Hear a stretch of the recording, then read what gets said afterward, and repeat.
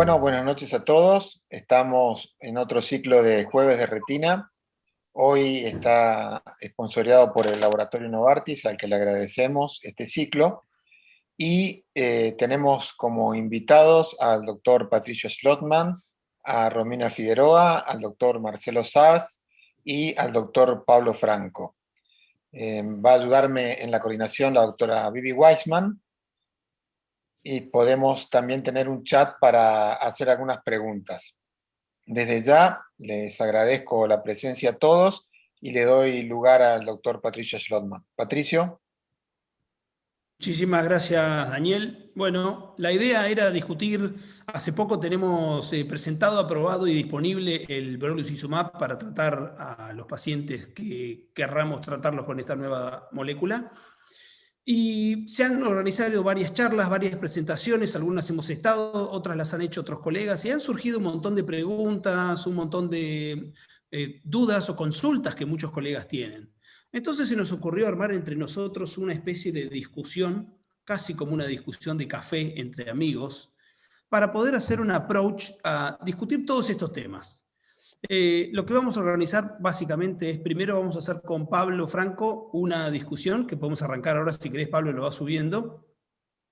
Hacer un resumen de las preguntas más frecuentes que aparecen en cualquiera de estas presentaciones respecto del brolucizumab, para aclarar los puntos y poner las cosas en su lugar justo. Ni de más ni de menos, obviamente, con calidad científica. Y después vamos a estar charlando con Romina Figueroa, quien está en Córdoba y que ya tiene paciente tratado con brolucizumab, mostrarnos imágenes, mostrar más el día a día de cómo es pedir la molécula, cómo es el envase. Lo mismo tiene Marcelo, el doctor Saz nos va a presentar un caso que tiene. Obviamente que un caso no hace a la experiencia global con la molécula, pero sí sirve para que cada uno pueda ir aportando un poquito más cómo es el vial, cómo es la molécula, es nuevo, distinto, esas cosas que a veces son más vicisitudes que no aparecen en las presentaciones de la molécula, de la seguridad, de la eficacia, etc.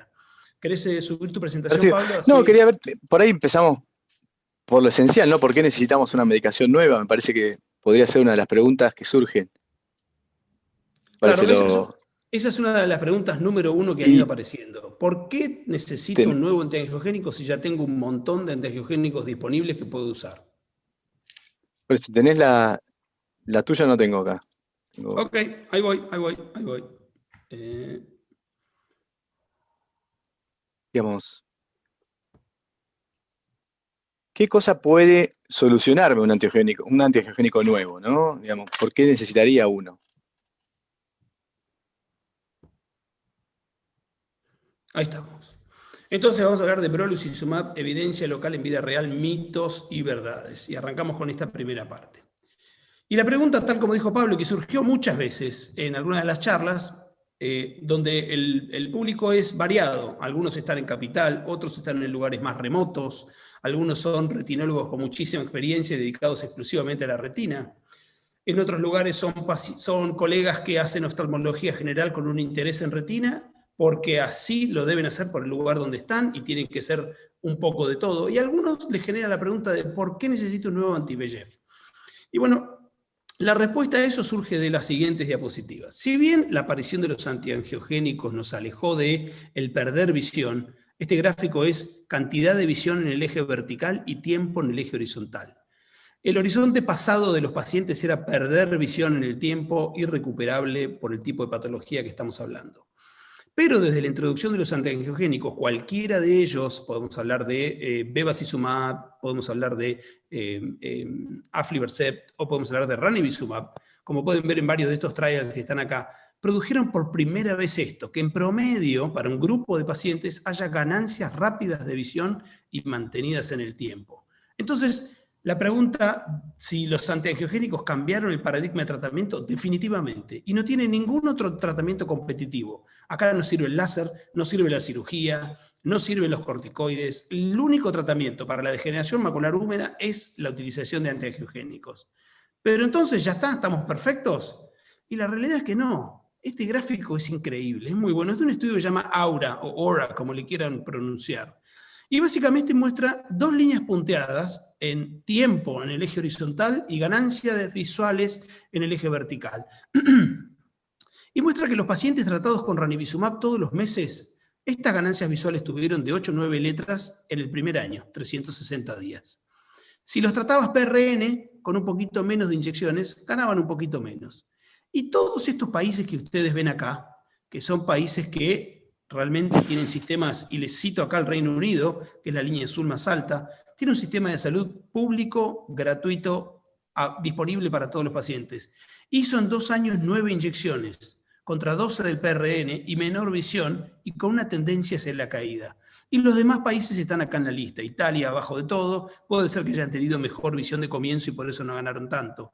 Pero la realidad es que ningún país hizo muchas inyecciones, ni ningún país tuvo ganancias visuales asombrosas. Entonces la respuesta es, ¿por qué voy a pensar yo que en Argentina, donde el estudio Luminus nos mostró que el promedio de inyecciones es de 2.7 inyecciones por año por paciente, en promedio hablando, voy a pensar que me va a ir mejor que Italia, ¿no? Y que claramente Italia hizo números parecidos a los nuestros. 5.2, me los dividís por la cantidad por 2 años, nosotros hacemos 2.7 por año, no sé cuánto hacemos en 2, pero probablemente sea menos de 5, y probablemente las ganancias visuales sean muy lamentables. Entonces, hay una necesidad médica insatisfecha que tiene que ver con el acceso, con el tipo de tratamiento, no solo con el acceso, porque estos pacientes no pagan nada por recibir inyecciones en ninguno de estos países, ni siquiera un copago.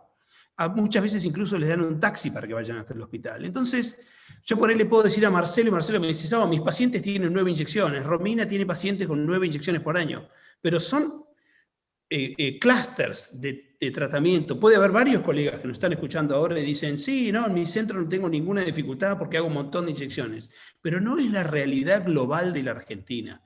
El promedio del paciente de PAMI, la verdad que se inyecta muy poco, y si te inyectas poco de sustancias que son muy buenas si las inyectas mucho, pero si las inyectas poco no son tan buenas, el paciente cae en una pérdida visual, irremediablemente.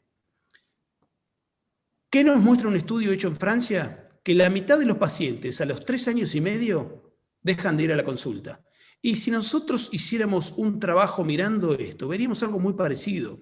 Tenemos la subjetividad que nos acordamos del paciente que vuelve y nadie se acuerda del que no vuelve. Y el que no vuelve se cansó, no quiso venir más, y solamente decimos, no, pero a mí me va re bien, ¿eh? Yo tengo un montón de inyecciones de los que vuelven. Porque aquellos que no vuelven más, ni te enteraste y se hizo 3 inyecciones y nunca más vino.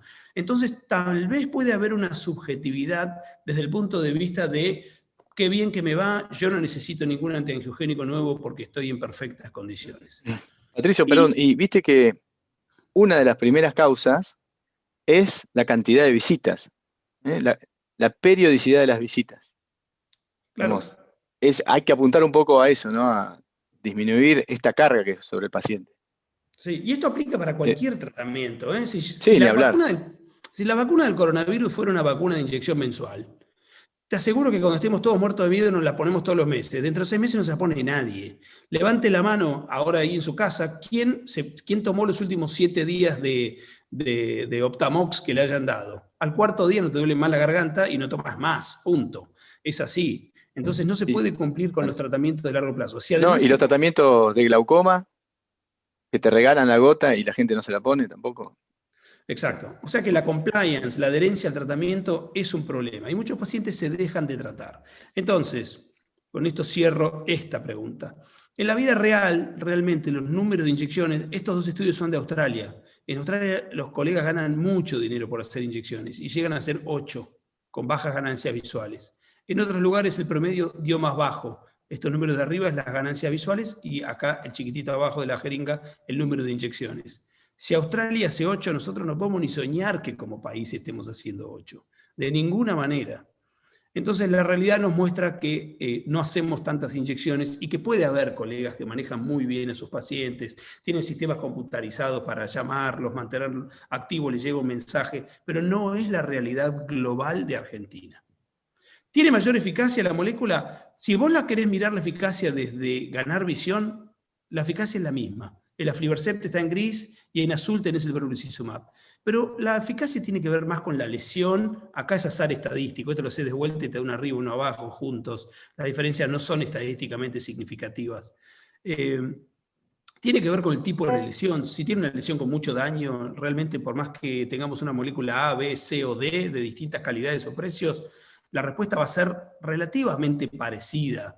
Es el tipo de lesión casi el que le pone un techo a las ganancias visuales a los mejores antiangiogénicos. Antiangiogénicos futuros nos van a mostrar ganancias similares a estas, y terapias combinadas, etcétera, van a mostrar ganancias similares a estas. Pero tal vez no solo tenemos que mirar las ganancias visuales, sino tal vez mirar el OCT. Y en el estudio HOC, uno de los dos pivotales que se hizo, HOC y Harrier, se ve que siempre, incluso desde la primera inyección, de la segunda inyección, de la tercera, y así casi todas las inyecciones realizadas en el estudio, la retina estuvo más seca. ¿Cuánto? Y bastante más seca, unos cuantos micrones más seca. Y más seca o menos seca, me alejo de la discusión de si dejo líquido o no dejo líquido. La discusión para mí pasa por mi toma de decisión. Si yo hago tratar y extender, va a estar basado en que cuanto más tiempo pase sin líquido, más voy a ir a seguir estirando. Y si trato a los pacientes PRN, la pregunta que me voy a hacer cada vez que lo vea es, ¿está seco o no? Si no está seco, debería hacer otra inyección.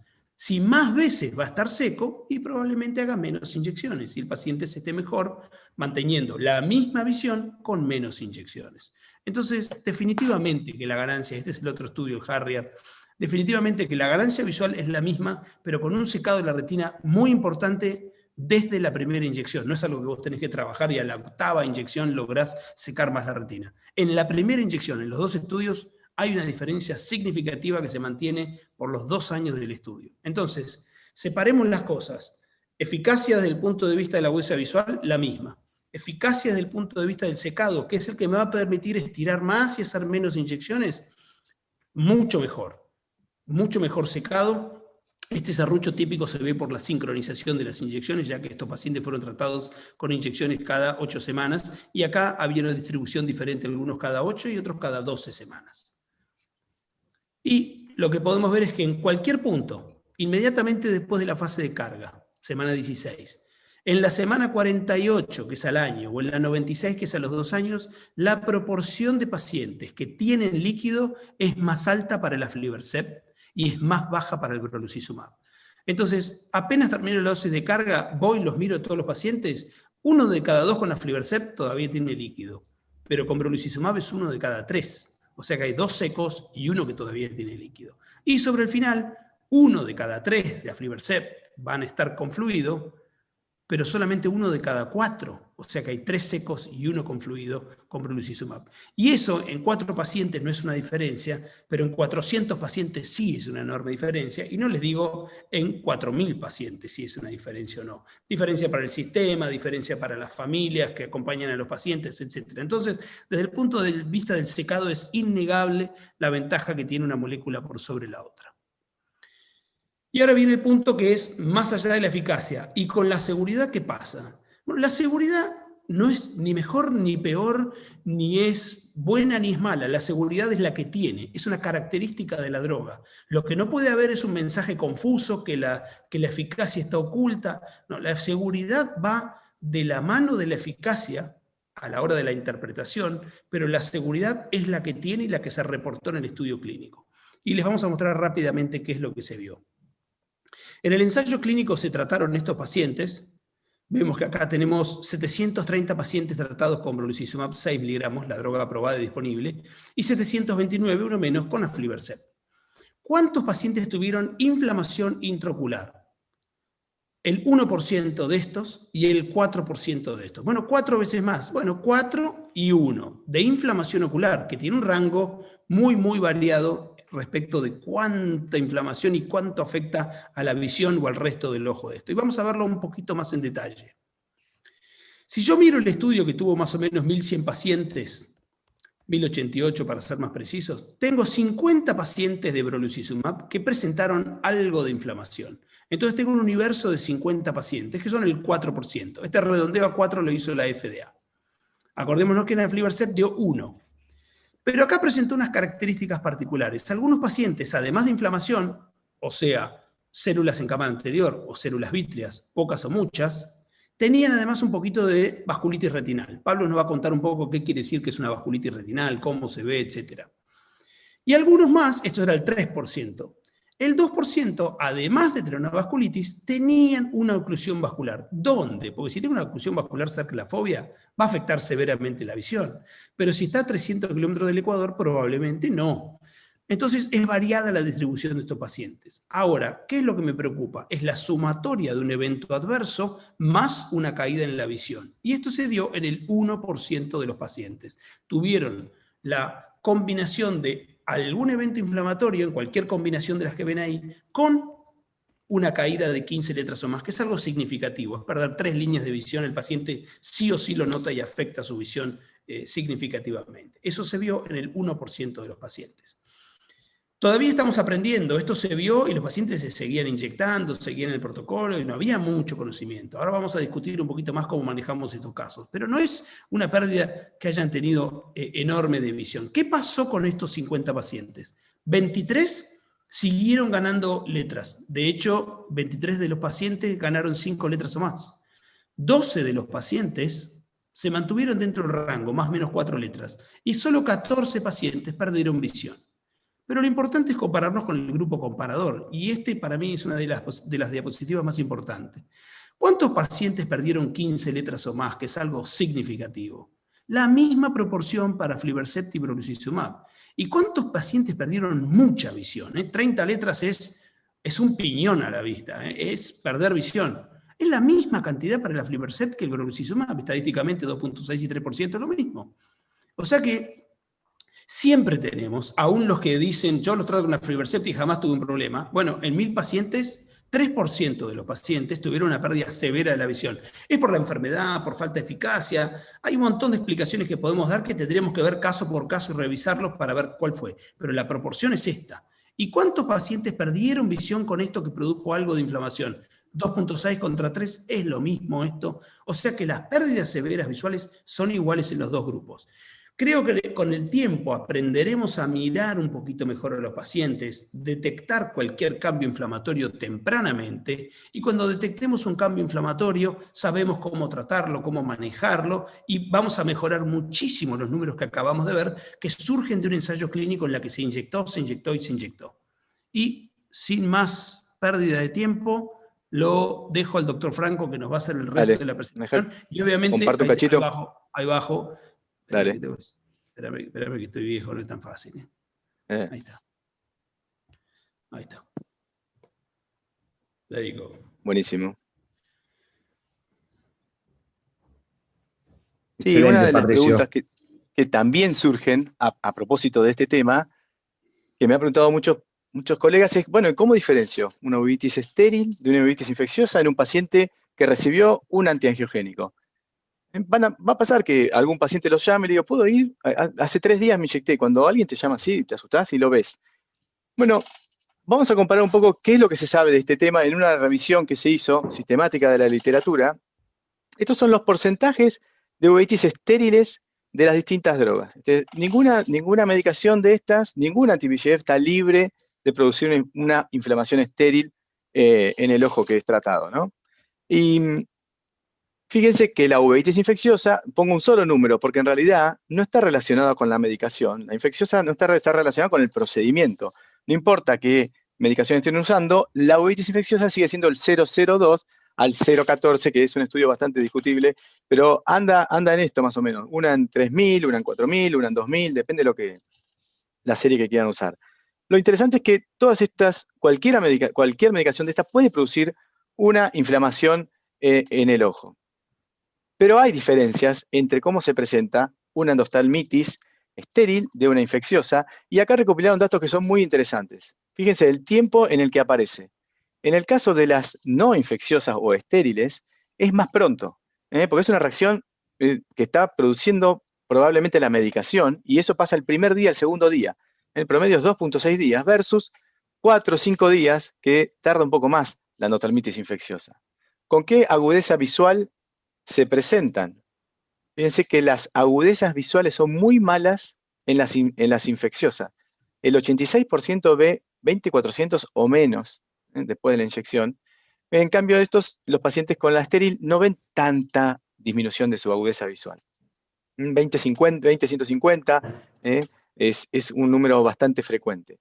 Dolor, el dolor es muy importante. El dolor aparece en la infecciosa. En la otra, el paciente sí tiene molestia, pero no siente dolor. ¿Sí? El hipopion es muy raro en la estéril, pero es muy frecuente en la infecciosa. El hipopion sabemos todos que es lo que menos queremos ver cuando hicimos algún procedimiento quirúrgico con un paciente, ¿no? Es casi un símbolo de infección. La hiperemia también es más frecuente en la endoftalmitis, es decir, que en la endoftalmitis infecciosa, es decir, que la estéril se presenta más como un Tyndall leve. Es más, muchos de estos pacientes no habría ni que tratarlos, sí, obviamente seguirlos, a ver que esto realmente desaparezca en 2, 3 semanas, se tiene que ir totalmente. Yo prefiero tratarlos con corticoides tópicos, pero verlos de cerca es muy importante, pero teniendo en cuenta estos puntos, uno puede diferenciar si lo que estamos viendo realmente es infeccioso o no.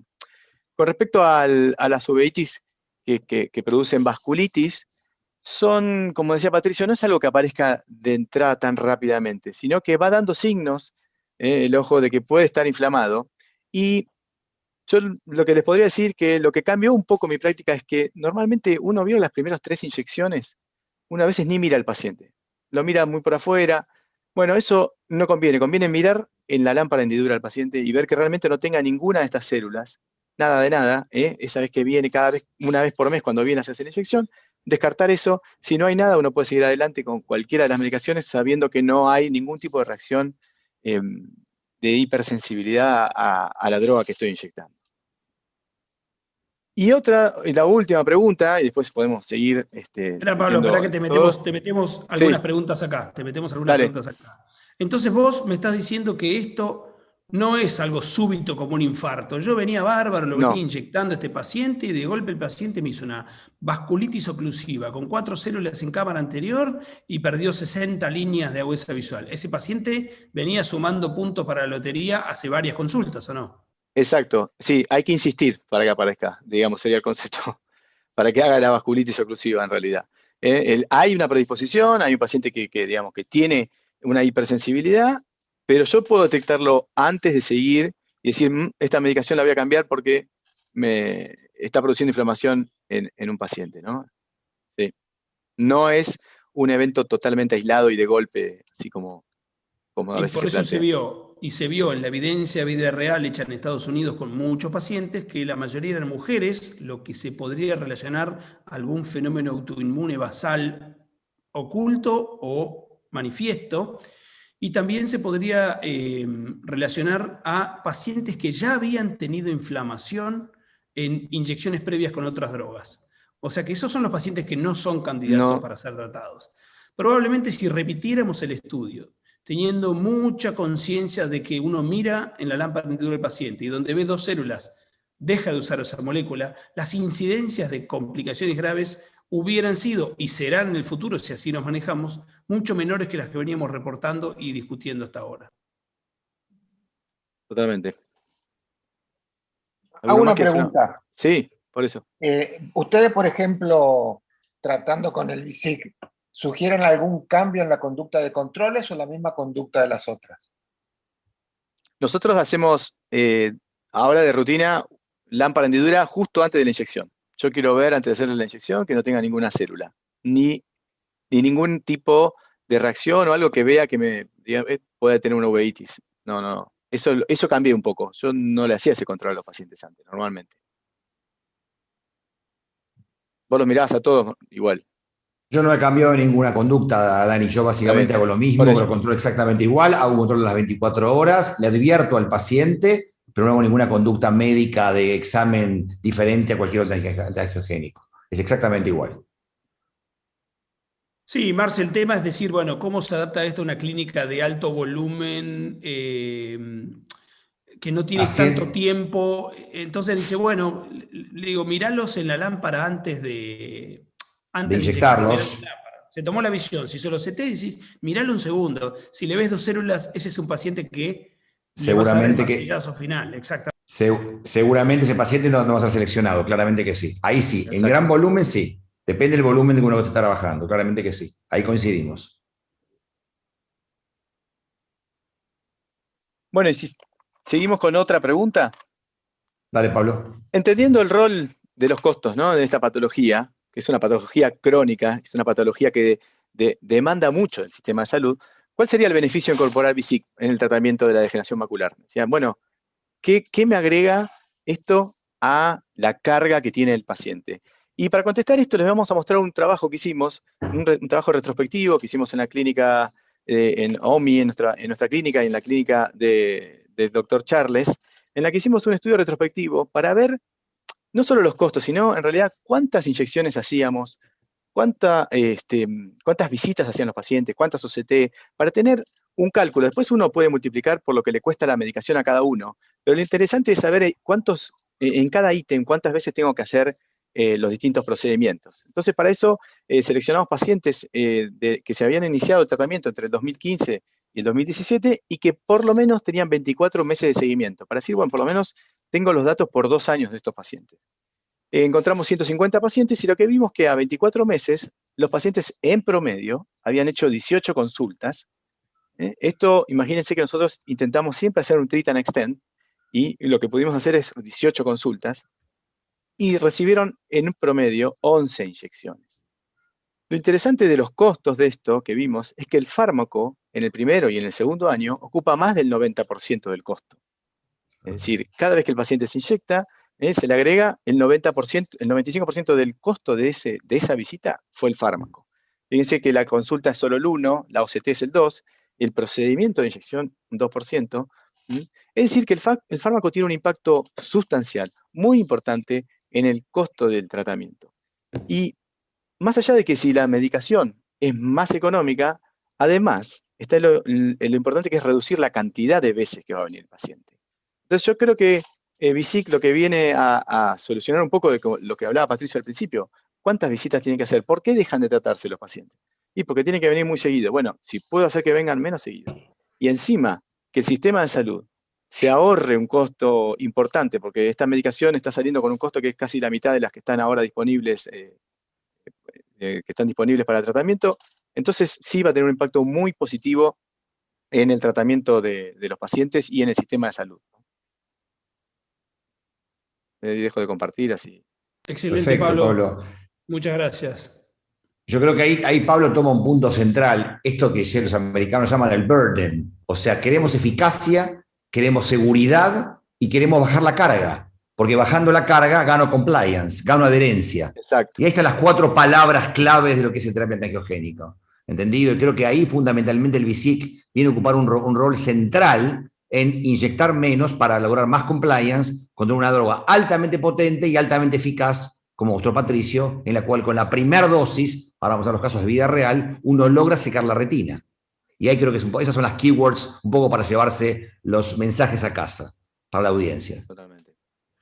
¿Querés que le demos pie a Romina? Si querés mostrarnos tu caso, pero contanos todos los pequeños detalles, digamos, cómo fue pedir la medicación, etcétera. Justo lo que decías vos antes, que a partir de la primera dosis, y lo que decía ahí Marcelo, justo que con la primera dosis ya mi paciente notó la mejoría en la agudeza visual, y es un paciente que planteó desde el principio la dificultad, venía tratándose en otro centro, que no sé cuál es, de Córdoba, pero él planteaba la dificultad de no seguir con el tratamiento por las visitas que le hacían hacer. Dejó de tratarse hace como 2 o 3 años, y no quería seguir con el tratamiento justamente porque se le complicaba venir desde el sur de Córdoba, a Córdoba capital, digamos, a tratarse. Entonces cambia de centro, bueno, consulta con nosotros, y cuando me plantea esto de que quería menos veces ir, o menos veces inyectarse, o aparecer las menos veces posibles por el hospital, es que se me ocurre la idea de plantearle el tratamiento con coproluzumab. Entonces él ni siquiera, si hubiese sido por él, ni siquiera quería la dosis de carga. Entonces le explico el tema de la dosis de carga y le explico un poco el tema de la predictibilidad de la droga el primer año, que hubiese del 85% después de la dosis de carga. Bueno, acepta, y él tiene la obra social de acá de la provincia de Córdoba, que se llama APROS, que todavía no está el medicamento, no está Brolu todavía no lo cubre todavía, pero no fue ese un impedimento para el paciente porque dijo, listo, deme la receta, doctora, lo compró y se lo pusimos. Esa fue la previa, digamos, con el paciente. ¿Tenés imágenes ahí para mostrarnos, Romy? Sí. Subinos ahí las diapos y lo vemos. O sea que Pablo dice que el costo es más o menos la mitad. Si uno pudiera tratar a los pacientes con un costo similar a la mitad y además poner la mitad de inyecciones, Pablo, que sabe matemáticas, nos va a poder decir cuánto nos ahorramos, que claramente debe ser bastante. Y además Mucho. le hacemos la vida un poco más fácil al paciente, ¿no? Dale, Romy, mostranos el caso. Bueno, es un hombre de 88 años de edad que vive en el sur de Córdoba, que viene ya con el diagnóstico de degeneración macular neovascular asociada a la edad en los dos ojos, con fluido subretinal y subarpí, y su ojo izquierdo es ambliope, o sea, ojo único. Era el tema que me daba un poco de presión, más o menos, que me daba un poco de miedo, pero bueno, había que tratarlo igual. Estaba Y tratado... el miedo te daba porque vos decís, a ver si tengo un evento inflamatorio severo en el único ojo que tiene el paciente, pero lo que hay que hacer para que eso no pase es mirarlo a la lámpara de hendidura y estar bien atento a que el paciente te El diga... tema es, este paciente se planteaba que no vive en Córdoba y no quiere venir, o sea que yo tengo que confiar en un médico que hay en el pueblo donde él vive. Entonces yo hablé y le dije que lo vea, qué es lo que buscaría, o sea, como que me tuve que poner en contacto con el médico que vive ahí, porque a él si le pasa algo no va a venir a Córdoba. Tampoco le podía decir, plantear todas las posibilidades porque lo iba a asustar más, se iba a caer ciego por no tratarse la patología. Tal Y cual, eso, Está bien. ese es el Sí. balance que decimos siempre. claro, Como se va a tratar poco, le tienen miedo a un evento inflamatorio, pero entonces le dan una inyección que como no viene nunca, se la pone pocas veces y después se queda ciego, pero por otra causa. Pierde la visión Exactamente. porque se inyectó poco. Pero Exactamente. ¿no? Es como si fuera una persona que no quiere salir de su casa porque tiene miedo que le caiga un meteorito o que lo pise un colectivo, para decir algo que es un poco más habitual. Entonces no hace nada porque, y este paciente lo hubieran tratado con pocas inyecciones y nada, por ahí en un par de años perdió la poca visión que tiene del ojo único. Todo por a ver si todavía le pasa algo. Algo que se claro. soluciona con mirarlo a la lámpara de hendidura y si aparece el fenómeno se trata. Se utilizan corticoides tópicos, locales, puede ser subteroniano y pueden ser orales en que el paciente tome corticoides por un corto periodo de tiempo y después digo, bueno, este paciente no es para esta medicación, sigo con otra cosa. Dale, mostrarnos más el caso, Romy. Bueno, tenía como antecedente tratamientos con otra droga antiangiogénica, que no sé cuál, en otro centro, no tenía imágenes, no tenía datos, no tenía nada. Y bueno, le pedí el OCT, hicimos la primera inyección el 23 de abril, y la segunda inyección, que es cuando repetimos el OCT ese mismo día, que fue el 24 de mayo, que fue el lunes feriado, en Córdoba se trabajó, bueno. Este es el OCT previo del paciente antes de empezar a tratarlo. Veía 20/40 el paciente. Este es el OCT del día de la segunda inyección. Ya tenía la primera dosis. La primera dosis se la hizo el 23 de abril. Acá vemos que el líquido subretinal ya no está. El paciente estaba viendo 20/25. Habíamos puesto una sola inyección. Ahí tenemos otro corte, el líquido subretinal previo, ya no lo tenemos acá. Estamos viendo distintos cortes, no distintos estudios. Acá también se fue el líquido subretinal, se fue el fluido subarpí también. Y esta que fue como la más significativa, pero bueno, un corte mucho más inferior de cómo bajó el fluido. Esta es la comparativa que empezó con 211 micras centrales. Terminó no, está con 175 actualmente centrales, y lo que más bajó es el espesor a inferior, que de 462 bajó casi a la mitad, tiene menos 232 micras menos. Entonces, brolucizumab causó una rápida regresión del el fluido subretinal aún sin completar la dosis de carga, o sea, con una sola inyección. Y la huesa visual mejoró 2 líneas con la primera inyección, que es lo que decías vos, Patricio, y lo que decía Marcelo recién, que se pone en la primera y ya baja el fluido. Y eso que ya venía con antecedentes, no era un caso naive, o sea, ya venía con antecedentes de esta patología previamente. Y bueno, tiene la tercera, bueno, el 24, esto es el mismo día que se hizo la segunda aplicación, y tiene la tercera ahora a fines de junio, pero bueno, va bien, no presentó células, él está fascinado de la vida, y está esperando hacerse la tercera para después volver en 12 semanas, porque él ya da por hecho que la próxima es en 12 semanas. Perfecto, perfecto. Y tenés evidencia para decirlo. Si vos lo ves de vuelta, ya secó con la primera inyección, mostró mejoría anatómica y visual. Te digo que ese paciente le hacía 12 semanas y casi que después, sí, hablamos, después de ese te animás a 4 meses. Es bien, el paciente entiende todo, así que estuvimos hablando del tema de la predictibilidad del primer año, del 85%, el 80% del segundo año. No, bien, así que bueno, esta fue... Pero además, el secado que vos mostrás acá es el promedio de que mostró los estudios pivotales. O sea, es parecido a lo... Sí. Entre 150 y 200 micras, exactamente, sí. Como exactamente. Lo saqué del Hohenhager, más o menos. Sí. Pero no. Y la experiencia que tuve con el frasco, con la cajita, todo, es como que como que agarras una de Lucentis. Es igual de líquido, de transparente, líquido, no hace espuma. No hace espuma, igual que con la droga que se comparó el HOC, no hace espuma, lo pones igual.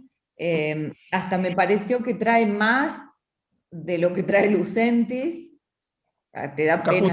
Acá justo tengo un colega que no lo puedo mostrar, pero me estaba preguntando eso, porque es un colega que tiene malas prácticas y suele realizar esto del fraccionamiento, o sea que es un volumen importante el que estás hablando. No, yo no fraccioné, no lo fraccioné. No, el colega que yo tengo acá, no vos, no, nadie está diciendo eso. Yo lo fraccioné y me dio pena tirar todo lo que tiraba, porque me pareció que era como más de lo que trae Lucentis. Pero es exactamente igual, no hace burbuja, no, nada, igual, como cargar un frasco de Lucentis. Viene sin jeringa, lo único, viene con aguja pero sin jeringa, ¿no? Viene sin aguja, viene sin jeringa. Todos vienen ahora sin jeringa además. Ok. Sí. Tampoco, el frasquito es igual, la caja es un poquito más chica nada más que Lucentis. Perfecto. Y bueno, esa fue mi experiencia. La verdad que cuando vi el OCT dije, no, si es así siempre, ya está. Bueno, vamos de a poco. Marce, contanos. Gracias, Romy. Contanos vos, Marce, ¿cómo te fue? Ahora les cuento un poco el caso, si Romy me permite. Sí. Tenés que dejar de compartir, Romy. Sí, ahí salgo. ¿Está? Sí. ¿Ahí me están viendo? Sí. ¿Están viendo ahí? Bueno, un poco, la experiencia mía es bastante parecida a la de Romy. Yo era justo la mamá de un amigo mío que tenía este cuadro. Me la trajo el año pasado, en noviembre del 2020, para ver qué podía hacer con su ojo izquierdo, que había estado hace aproximadamente un año sin tratarse, con la pandemia, una mujer de 90 años, pseudofáquica, prácticamente monoocular, que se toleraba y su calidad de vida era buena porque tenía 20/20 en su OCT y en su agudeza visual de su ojo derecho, con el cual se arreglaba bien, insisto, mujer de 91 años. Y dijo, bueno, Marcelo, quiero controlarla, ¿qué pasa con el izquierdo? Y cómo cuidamos el ojo derecho. Acá tienen la foto, esto fue en noviembre de 2020, una foto de campo amplio, tenía un OCT, una retinografía de campo amplio bastante anormal, cierta dispersión pigmentaria, y tenía 20/20 de agudeza visual, con este OCT estructural que mostraba una retina externa e interna bastante conservada en su ojo único. En el ojo izquierdo tenía este cuadro, prácticamente con una agudeza visual de cuentadedos, tenía un ojo que lo deseaba como perdido, no se había querido tratar por motivos familiares, había quedado viuda, etcétera, depresión, y mostraba este cuadro característico de la forma neovascular con forma trófica, en forma hemorrágica, toda una forma combinada que tenía este espesor retinal central y todo un edema perilesional característico con este desprendimiento de neuroepitelio, con líquido subretinal, desprendimiento seroso y también líquido intrarretinal subretinal en su ojo históricamente perdido que nunca se quiso tratar. Lo que pasó que la paciente me vino a ver en marzo del 2021, hace pocos meses, y me dijo, me habló el hijo, me dijo, mamá está viendo mal del ojo derecho, que es su ojo único y no puede leer, lo que genera todo un cuadro grave en el cuadro familiar, porque la mujer es una mujer muy activa y muy lectora. Y me trajo y le hicimos este OCT estructural, en la cual están viendo en su ojo derecho, en la cual ven este líquido, la presencia de líquido subretinal, una presencia de líquido intrarretinal, un desprendimiento del epitelio pigmentario en su ojo único, un aumento del CRT de casi 681 y casi la evolución cicatrizal de su ojo izquierdo, insisto que era prácticamente perdido. Dijo, bueno, ¿qué hacemos? ¿Cómo la tratamos? Ojo único, 90 años, me dijo Marcelo, pongámosle la mejor droga que tenemos hasta el día de hoy, o qué es lo último que hay. Pues yo siempre le digo, mira, tenemos este tipo de terapéutica, me dijo, ¿qué harías con tu madre? ¿Qué harías vos en el mundo moderno? ¿Qué hace el primer mundo con un paciente así? Y así fue la evolución. Acá ven la evolución como estaba, acá ven la imagen pretratamiento, 2040, y ven todos los cortes del OCT de este líquido subretinal, intrarretinal, desprendimiento de epitelio pigmentario, en cada uno de los scans de Spectral Domain OCT, y abajo ven la forma trófica de su ojo izquierdo. La capa de fibras, si uno a veces la puede ver en el estudio, la paciente no tenía hipertensión ocular, pero a veces puede ver una capa de fibras que sea falsamente negativa conservada porque el edema puede permanecer y uno lo ve como verde, pero obviamente son falsos negativos cuando uno hace el estudio de capa de fibras con el equipo de Spectralis en Spectral Domain OCT que le hacemos de rutina a nuestros pacientes. Vean acá, primera aplicación, marzo del 2021, la paciente a los 15 días de la aplicación tenía este OCT, comparen la imagen inicial, luego se los voy a comparar, y tenían esta arquitectura, en la cual fíjense cómo el OCT prácticamente se estableció, la presencia de líquido subretinal e intrarretinal desapareció, y miren la imagen rica del fondo de ojo, y llegó a 20-30 a los 15 días de la primera aplicación. Acá ven un poquito en la cosa comparativa cómo se ve, con la merma de casi 335 micrones, pasó un espesor retinal central de 6,91 a 2,24. Vean lo que es la arquitectura de la mácula, insisto, a los 15 días de la aplicación, marzo 2021. Seguimos obviamente con el estudio pivotal del protocolo del Hockey-Harris y la seguimos aplicando.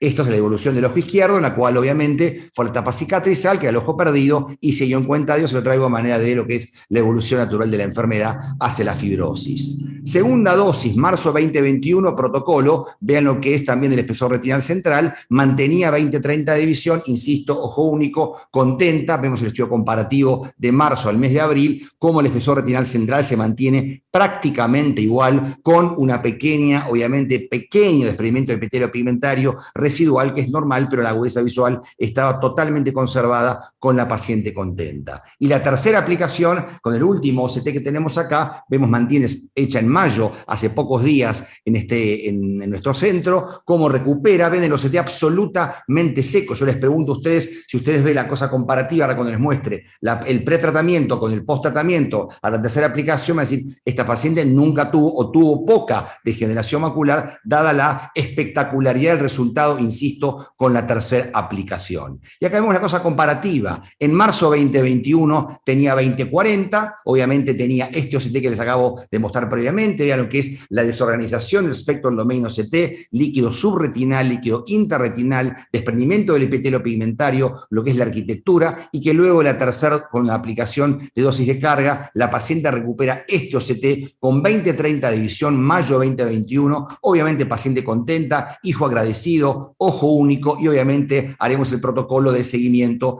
cada 12 semanas o 16 en base a lo que la paciente responda. Antes preguntó Pablo muy bien dónde hacemos las inyecciones. En general yo las aplicaciones las hago en el quirófano, no las hago en lámpara de hendidura. Cuando hago mi sesión quirúrgica de los días jueves, pongo todas las inyecciones puntas ahí y preparo mi quirófano con toda mi cirugía 3D para poder hacerlo con el monitor del Ingenuity de la casa Alcon. Acá ven la caja que viene el VISIC hoy en la forma de comercial. vial, 100 miligramos por mililitro, tiene el vial de 2 mililitros con la capacidad de 0,23 y viene con la aguja filtro que antes Patricio comentó, con la jeringa que uno la puede aplicar perfectamente bien, que es la aguja con la aguja filtro que tiene esa la colita violeta que uno la introduce en el frasquito. Acá ven un video ilustrativo clásico, está mi instrumentadora manejando totalmente en un campo estéril, con la ayudante que el asistente que la puede cargar, no genera espuma, el líquido viene perfectamente a la jeringa la jeringa de 1 mililitro, se carga perfectamente bien, el frasco se gradúa de que esté totalmente vacío, tomando toda la dosis que la droga trae en el vial, se sacan un poquito a veces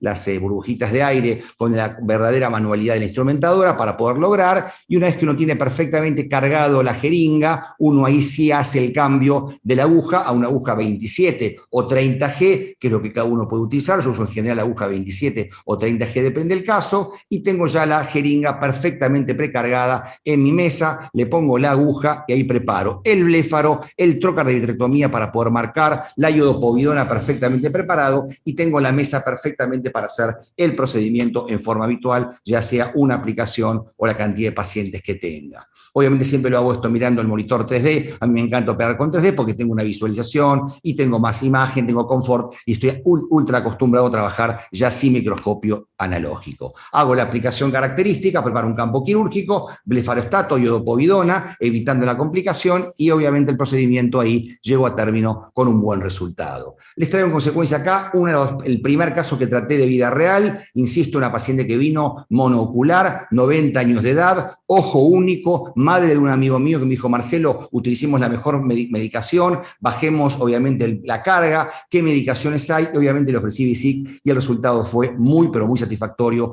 hasta el día de hoy. Dejo de compartir y comenzamos a debatir entre todos. Marcelo, es buenísimo el caso porque, de vuelta, es un paciente de ojo único, no la querés una señora de 90 años que esté viniendo menos en era COVID cada 5 minutos a tu consultorio, ya pasó las primeras inyecciones, no tuvo ninguna dificultad, la miraste, además de inyectarla en quirófano con ese microscopio sofisticado, la miraste, no generó ninguna inflamación ni ninguna complicación, y si te va bien vas a estar en 12 semanas, 4 inyecciones por año, 16 semanas, 3 inyecciones por año. O sea que es una paciente que va a conservar su visión, mantener quieta la enfermedad y no tener que ir al consultorio 3 veces por año. Lo más probable es que se olvide del turno, de lo infrecuente que es la visita, ¿no? Exactamente, y yo creo que una cosa que antes también dijiste vos, Pato, dijo también Pablo y también Carolina, tiene que ver con que cómo uno le plantea al paciente la enfermedad es también la llave para la buena compliance del tratamiento. Si uno al paciente le dice que es una enfermedad incurable, que hay que inyectarla una vez por mes, que hay que venir 7 veces por semana, hacer OCT todo el día, el paciente se cansa. Son pacientes añosos, que tienen comorbilidades, que tienen otras enfermedades, y en consecuencia es clave, siempre lo cito a Richard Spade, que una vez dijo que hay que plantearle al paciente que el tratamiento antiangiogénico hoy es una oportunidad. Es una oportunidad farmacológica con drogas inteligentes, que son más inteligentes, así como ahora se trata la leucemia, los linfomas, el infarto agudo de miocardio, la enfermedad de Parkinson o patologías degenerativas. Hay drogas modernas intraoculares que permiten obviamente lograr eficacia, seguridad y hablar con el paciente muy bien de lo que es la enfermedad para que el paciente la comprenda. Antes mostró muy bien Romina con respecto a los porcentajes de eficacia y de seguridad. Hay que hablarlo con el familiar, que el familiar entienda qué porcentaje tiene de chance de poder ganar agudeza visual, que el brolucizumab lo ha demostrado, versus otras drogas que solamente han intentado mantener la agudeza visual, y acá hemos logrado casi un 30% de pacientes que han logrado mejorar su agudeza visual, además de mejorar el OCT. Tengo dos preguntitas cortas. Sí, ¿Puede dale, ser? Daniel, dale. Primero, Mando. ¿cuánto inyectaste de esos 0,2 mililitros? Para que quede claro cuánto tenés que inyectar. Y la última, por parte mía, después que Vivi tenía preguntas también, ¿cómo haces el Trade and Extend en este caso, siendo una droga que pones más lejos? ¿Cómo lo manejás? El volumen de inyección es el mismo, Daniel. Dani, sí. Está bueno ver que el volumen que sacó de la ampolla, aún así con tanto ímpetu la instrumentadora de Marcelo, era un volumen bastante grande. Es lo que dijo Romina, hay que tirar el resto y se inyecta 0,05. Igual que lo que Exactamente. inyectás, volumen es lo mismo que inyectás con Perfecto. Lucentis, que inyectás con Ailía o que inyectás con un bevacizumab fraccionado u otro. O sea que el volumen es el mismo. Y el Treat and Extend lo planteas igual. Lo que pasa es que probablemente arranques, lo ideal sería, y acá no hay evidencia porque los estudios que estamos haciendo de Treat and Extend no han terminado, haces una dosis de carga y te animás a ir a las 12 semanas. Y en las 12 semanas haces una evaluación de cómo está el paciente. Y ahí empezás a estirar, si querés de a 2 o si querés te diría de a 4. Y pasás de 12 a 16 semanas si el paciente está bien. Y si no está bien en esa visita, volvés para atrás. Por eso digo, lo de Marcelo sería ideal. Esa paciente comprende bien la enfermedad porque su ojo izquierdo se lo recuerda todos los días. ¿Qué le pasa a la fibrosis, al sangrado en el largo plazo? Y si esa paciente va bien, con 3 inyecciones por año va a mantener la visión. Totalmente.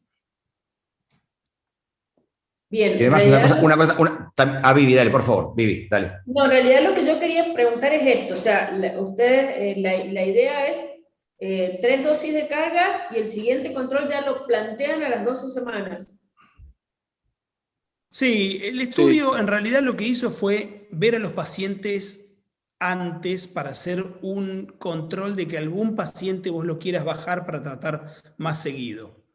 Pero me parece que en vida real no es loco decir, bueno, está bien, lo veo a las 20, lo veo 12 semanas después y en el peor de los casos voy a encontrar algunos pacientes que tienen un poco de líquido. Es un porcentaje bajo de pacientes que vos vas a ver con líquido.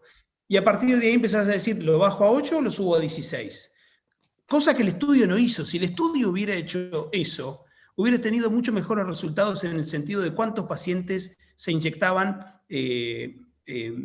cada 16 semanas, por ejemplo. No hubo ninguno cada 16 semanas porque era 12 u 8, pero solo te permitía bajar y no te permitía subir. Y yo le pregunto a cualquiera, a ustedes, a vos, Vivi y a Daniel, vos tenés un paciente que le hiciste la dosis de carga, vienen las 12 semanas y está seco. ¿Te animás a tirar? Por supuesto. Suponete que no está seco y bajás a 8 semanas.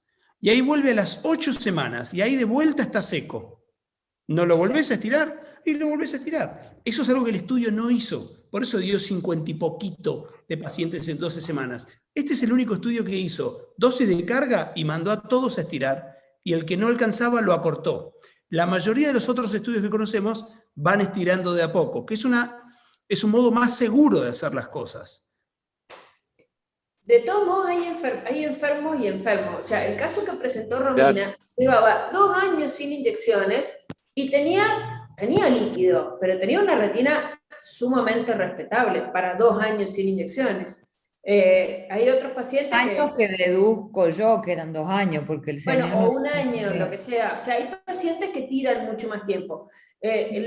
Los casos que yo he inyectado con VISIC no son nuevos como los de ustedes, sino son pacientes que venían con un montón ya de inyecciones y que dejaron de andar. Y la verdad es que una paciente poniéndole 2 dosis de carga secó una retina que es el ojo único que ve y que no había con qué darle, que estaba con Lucentis, que habíamos probado con Avastin, habíamos probado y realmente secó la retina.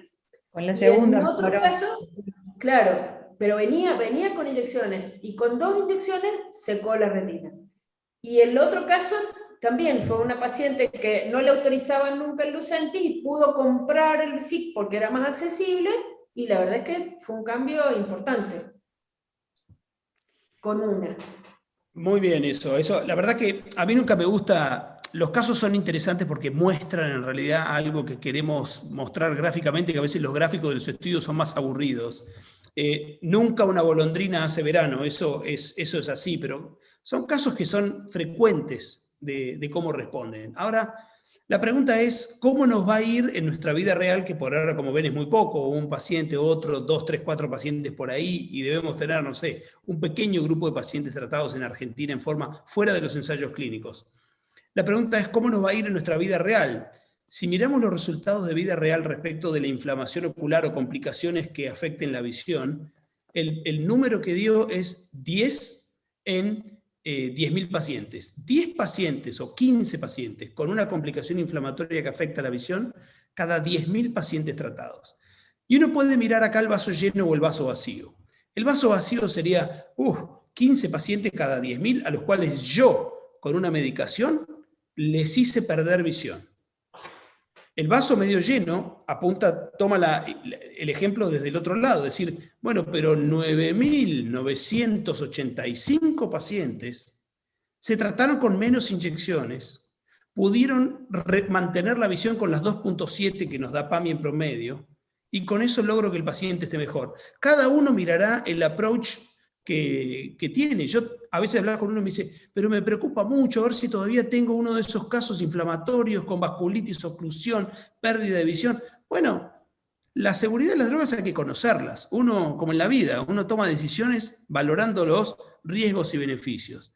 El que crea que el riesgo es elevado o le preocupa o tiene miedo, bueno, tardará más tiempo en hacer su experiencia. Y otros irán poco a poco mirando a los pacientes en la lámpara hendidura, porque esto no es sorpresa, no es un sopetón que decir, uy, y se acabó. Esos pacientes van juntando una célula, van teniendo, van repitiendo inyecciones. La mayoría de los que en vida real hicieron el cuadro inflamatorio ya habían tenido un evento inflamatorio pasado con otra droga. O sea que podemos llegar a pasar un poquito el rastrillo y saber cuáles son los casos verdaderos, súbitos, que van a ser muy, muy pocos, con los que ya venían con un arrastre inflamatorio de otras moléculas. Excelente. ¿Hay alguna Bueno, pregunta de muy la bien. gente que está viendo, Daniel? ¿Del chat, Dani? ¿Algo del chat? No tengo ninguna del chat y creo que tenemos que ir redondeando por el horario. La verdad que, Patricio, si querés cerrar con algo.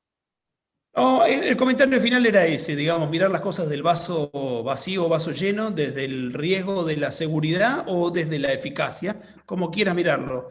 Todas las drogas tienen sus pros y sus contras. Alguno puede decir, bueno, yo prefiero despacito y con muchas inyecciones, pero con máxima seguridad, y se manejará con ranibizumab, que es indiscutiblemente la droga más segura que hay disponible. Un Y minuto, otros... perdón. ¿Querías Dale. decir algo más?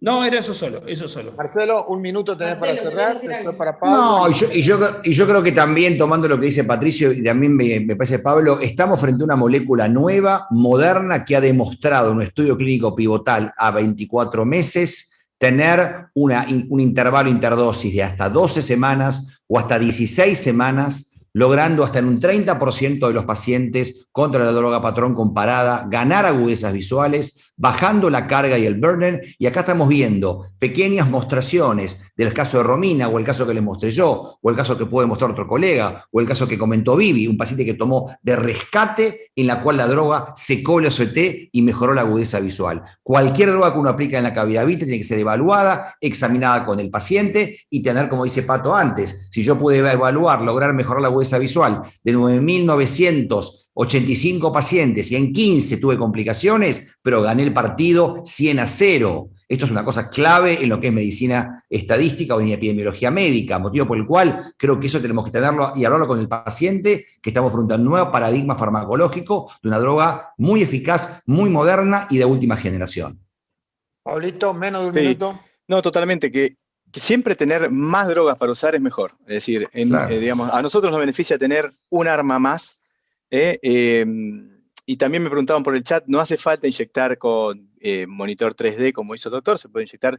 Yo tengo los anteojos de Pharmacity que me compré para ver de cerca y ando con eso, porque me hiciste sentir en la edad de piedra, Marcelo, la verdad que con eso Bueno. sí. Bien, Bueno. Yo porque soy inobsesivo, yo soy obsesivo, no me desbolilla a mí, no me desbolilla. De todos modos, una última observación trae exactamente la misma cantidad que Lucentis. Yo la medí y es exactamente la misma cantidad. Sí. Y la carga es muy fácil, es igual. Romy. No, yo digo que estamos en Argentina, no estamos en Estados Unidos, no estamos en Europa y no podemos dejar que los pacientes se nos queden ciegos por un subtratamiento de la patología de base, que es lo que está pasando. Y con esta droga que permite espaciarla y la eficacia que tiene, creo que mucho más para decir no hay. Bueno, Viviana, te dejo a vos que cierres. Bueno, muchas gracias a nuestros disertantes. En nombre de Sarim, les agradecemos mucho la participación y bueno, espero que con esto por lo menos se difunda un poco más el uso de esta droga. Bueno, muchas gracias.